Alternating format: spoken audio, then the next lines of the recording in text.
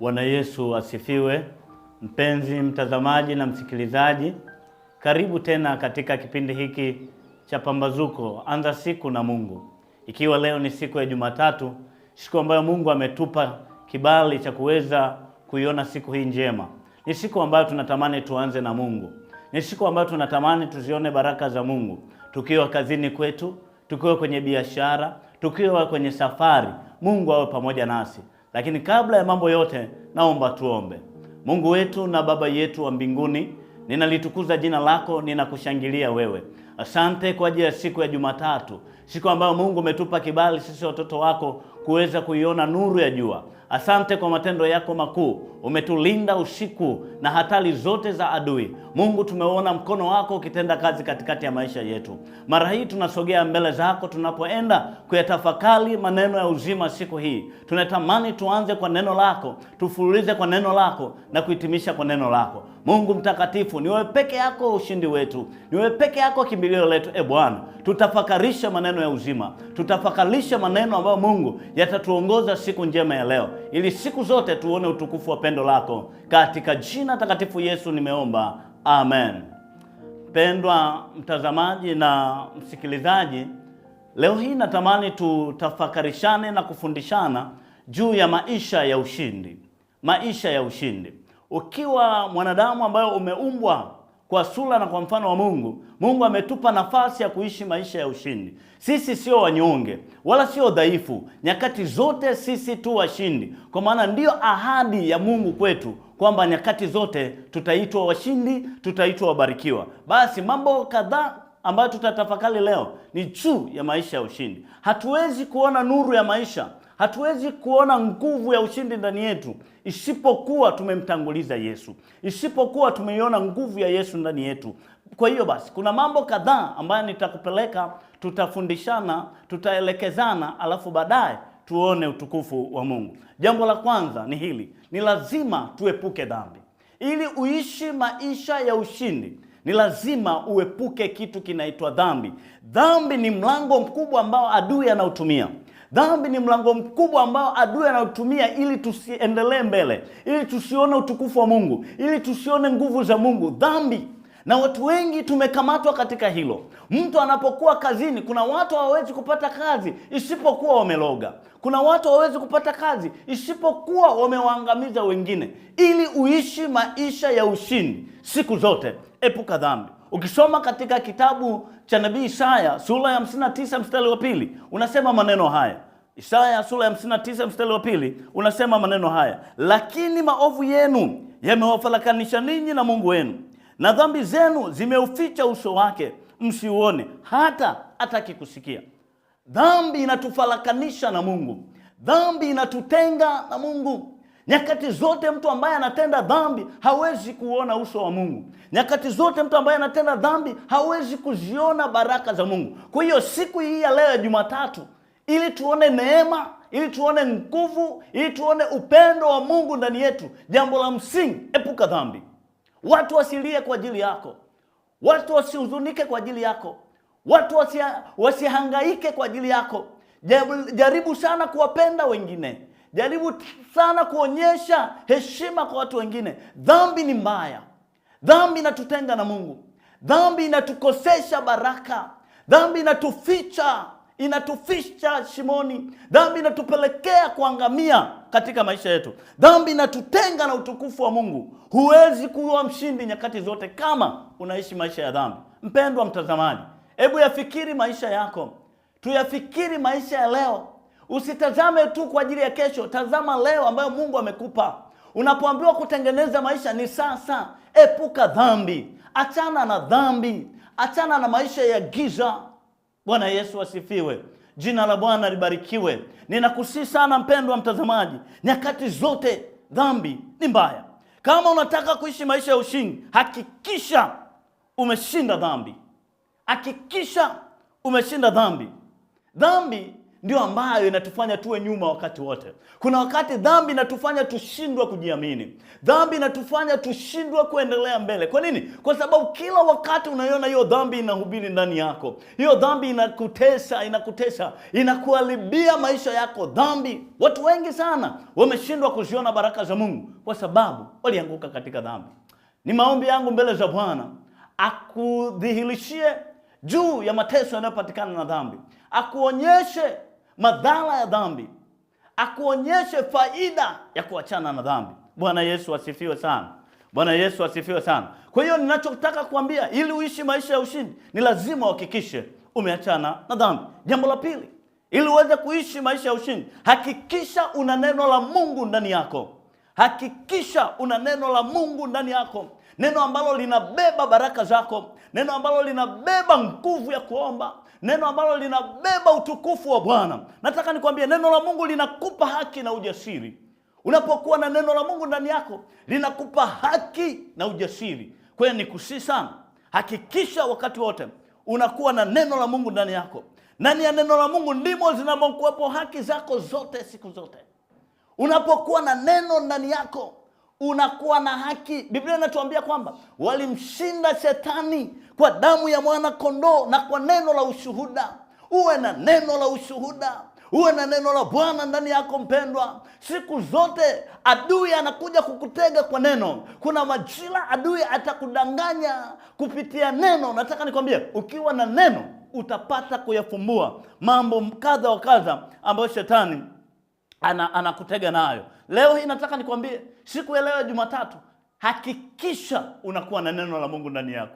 Hakikisha unakuwa na uwezo wa Mungu ndani yako.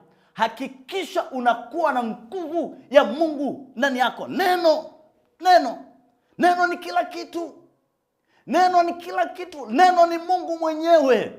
Mpendwa mtakatifu, mwana wa Mungu, hakikisha ndani yako na kuwa na neno. Neno ndio ushindi wa watu wote. Neno ndio ushindi wa kila anayemwamini Yesu Kristo. Bwana Yesu asifiwe. Bwana Yesu asifiwe.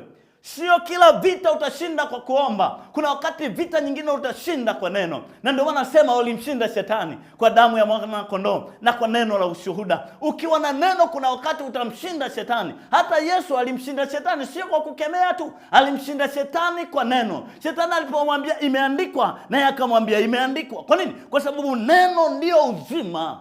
Neno ndimo kuna uzima katika neno. Kwa hiyo tunamshinda shetani wakati mwingine sio kwa maombi peke yake. Tunamshinda shetani kwa neno.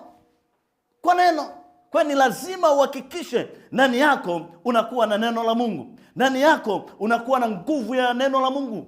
Na neno linabadilisha laana kuwa baraka. Neno linabadilisha mambo yasiyowezekana yanawezekana. Hiyo ni nguvu ya neno. Jina la Bwana libarikiwe. Bwana Yesu asifiwe. Bwana Yesu asifiwe sana. Nataka nikwambie mpendwa, unapoanza siku ya leo, hakikisha ulipoamka kitandani kwako, unasoma neno, unatafakari neno, unapeleka haja zako mbele za Bwana. Unamwambia Mungu una haja gani mbele za Mungu. Unapeleka yale mahitaji yenye nguvu mbele za. Kwa nini? Kwa sababu ndani yako liko neno. Liko neno. Neno ni uhai. Neno linaishi, neno linaponya, neno linaumba, neno linafinyanga, linatengeneza, neno linabadilisha historia ya maisha, neno linabadilisha mfumo wa maisha yako. Hilo ni neno. Hilo ni neno. Kwa ni lazima uhakikishe ndani yako limo neno. Hakikisha ndani yako limo neno. Jina la Bwana libarikiwe. Bwana Yesu asifiwe. Bwana Yesu asifiwe. Unapigwa vita na hata unapita kwenye changamoto gani, nataka nikwambie neno. Neno ndio ushindi. Neno ndio nguvu. Neno ndio uzima. Bwana Yesu asifiwe. Ukisoma Biblia yako vizuri katika waraka kwa Waebrania sura ya 4. Waraka kwa Waebrania sura ya 4. Waraka kwa Waebrania sura ya 4 mstari ule wa 12. Una maneno mazuri ambayo Biblia inatuambia leo. Waraka kwa Waebrania sura ya 4 mstari wa 12 una maneno haya. Waraka kwa Waebrania sura ya 4 mstari wa 12. Maana neno la Mungu li hai, tena lina nguvu, tena lina ukali kuliko upanga uwao wote ukatao kuwili, tena la choma hata kuzigawanya nafsi na roho na viungo na mafuta yaliyomo ndani yake, tena li jepesi kuyatambua mawazo na makusudi ya moyo. Wala hakuna kiumbe kisichokuwa wazi mbele zake, lakini vitu vyote vitupu na kufunuliwa machoni pake yeye aliye na mambo haya. Neno la Mungu linafunua, linakupa kujua hila za adui, linakupa kujua siri ambazo adui anapanga ndani yako. Shetani anapopanga uharibifu kwako, liko neno ambalo linakufunulia juu ya mateso anayopanga, juu ya aibu anayopanga. Nataka nikuambie leo, wewe uko mahali hapo ulipo, kuna watu wanashughulika na kiti kazini kwako. Kama wanashughulika na maisha yako, kama wanashughulika na biashara yako, kama wanashughulika na kazi yako, tunalituma neno kwenye kiti ofisini kwako, tunalituma neno kule dukani kwako na kwenye biashara yako. Kila uharibifu uliopangwa katika jina la Yesu hatafanikiwa, maana tunalo neno la uzima, maana tunayo nguvu ipitayo fahamu za wanadamu, tunayo nguvu ya neno. Yesu Kristo ndio ushindi wetu, Yesu Kristo ndio nguvu yetu, Yesu Kristo ndio kimbilio letu. Nataka nikwambie mpendwa, asubuhi ya leo, hiyo ni asubuhi ya baraka kwako, hiyo ni asubuhi ya neema, hiyo ni asubuhi yenye nuru kwenye maisha yako. Mpendwa mtazamaji na msikilizaji, tunapoenda kukamilisha kipindi hichi siku ya leo, siku ya Jumatatu, nataka niombe kwa ajili yako. Niombe baraka kwa ajili ya kazi yako, niombe baraka kwa ajili ya familia yako, niombe baraka kwa ajili ya kila jambo unalolifanya. Kataa roho za magonjwa, tunakataa kila laana iliyopangwa, kila uharibifu uliopangwa kwenye maisha yako usipate nafasi. Neema ya Mungu iwe pamoja nawe, nguvu za Mungu ziwe pamoja nawe. Ebu amka kwenye kitanda chako, tulia mpendwa. Kaa, tulia, tuombe pamoja. Kama una shughuli nyingine, nyamaza kwa kimya ili tuombe kwa ajili yako. Niombe kwa ajili ya biashara yako, niombe kwa ajili ya wewe unayesafiri kwenda nchi mbalimbali, unayesafiri kwenda mikoani, unayesafiri kwa ajili ya kazi mbalimbali. Nataka niombe kwa ajili yako. Tuombe.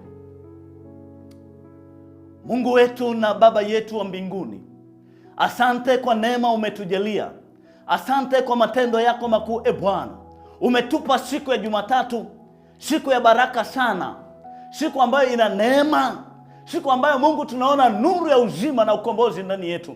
Ninamweka mpendwa huyu mikononi mwako, ambaye sasa anaelekea kazini, ambaye sasa anajiandaa kuelekea kwenye biashara, ambaye sasa anajiandaa kusafiri. Baba mtakatifu, anajiandaa mwingine kwenda kwenye masomo. Mungu, ninamweka mikononi mwako. Ninaomba neema yako na nguvu yako iwe pamoja naye. Ninaomba mamlaka yako Mungu iwe pamoja naye. Ninaomba uwezo wako Mungu iwe pamoja naye katika jina la Yesu Kristo. Kila mpango wa adui uliopangwa kwenye maisha yake, kila roho za kuzimu, kila nguvu za mafuatilizi, ninanyamazisha kimya kwa jina la Yesu Kristo. Kila uwepo wa roho za kuzimu, kila uwepo wa nguvu za giza, kila uwepo wa nguvu za kimasikini na ufukara, ninafuta katika jina la Yesu. Ninakusihi Bwana, nenda ukaonekane kwenye biashara yake, nenda ukaonekane kwenye kazi yake, nenda ukaonekane Bwana kwenye safari yake, nenda ukaonekane kwenye masomo yake, akauone utukufu wa pendo lako, akauone nguvu za kwako Bwana. Kila roho za mizimu zinazofuatilia maisha yake, kila roho za kipepo zinazofuatilia maisha yake, ninanyamazisha kimya katika jina la Yesu.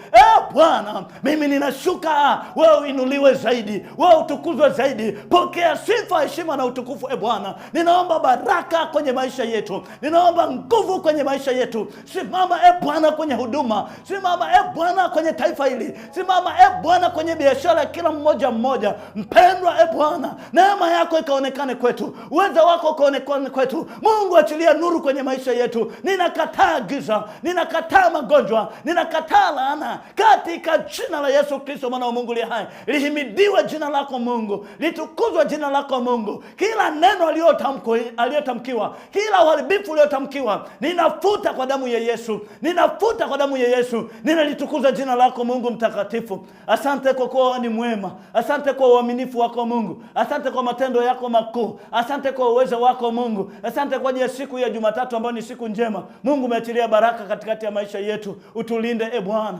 ututunze Bwana. Neema yako iko pamoja nasi hata katika barabara tutakazopita. Neema yako iko pamoja nasi, ulinzi wako uko pamoja nasi. Roho ya kafara ya adui, kumwagaji wa damu, ninafuta kwa damu ya Yesu. Baba mtakatifu, ninamwombea mama mjamzito ambaye mara hii anaingia katika kujifungua. Baba wa rehema, ninakataa vifafa vya mimba. Ninaomba neema yako iko pamoja naye. Mpe kupakata mtoto wake, mpe kufurahia uzao wake katika jina la Yesu na kwa damu ya Yesu. Bwana Yesu, asante kwa kuwa wewe ni mwema.